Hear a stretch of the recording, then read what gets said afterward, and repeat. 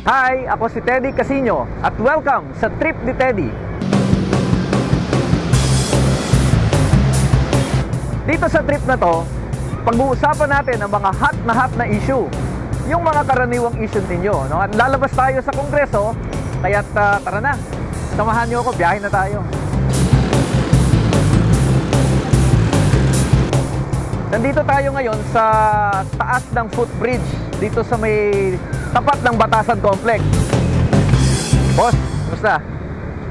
Okay lang po. Ilang taong ka nang nagbebenta ng sampagita? 2001 pa po. 2001. Nakakailang piraso ka sa isang araw? Ano lang po, 500 pieces. 500? 500 pieces. Tapos 5 piso. Hindi naman po kasi pare-pares ang araw. Minsan malakas, minsan maliit. Salamat po. Uy, thank you boss. O Salamat sige, po. pagbutihin mo.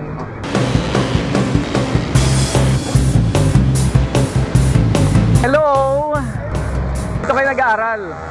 Eh, ba't pauwi na kayo? Pauwi na ba kayo? Practice para sa? Anong kayo kakanta? Sasayaw? Ilan kayo sa klase? Sa 70. 70? Sa isang klase? 72? Okay ba? May natututunan ba kayo? Meron naman po.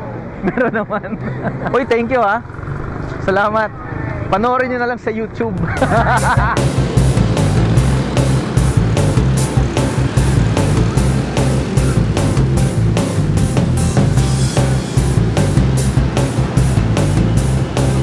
Mas maraming istorya sa kalsada, di ba? Katulad na lang itong komunidad na ito, na tuwing umaga ay dinadaanan namin habang kami ay papasok sa Batasan.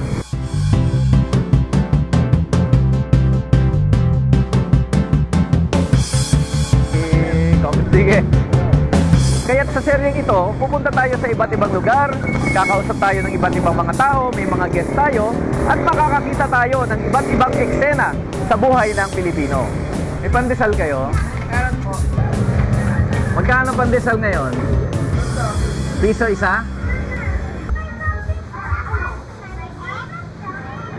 Ano po? Saka isang RC. Kaya't samahan nyo ako, pag-usapan natin yung mga hot na issue, katulad ng pandesal na ito.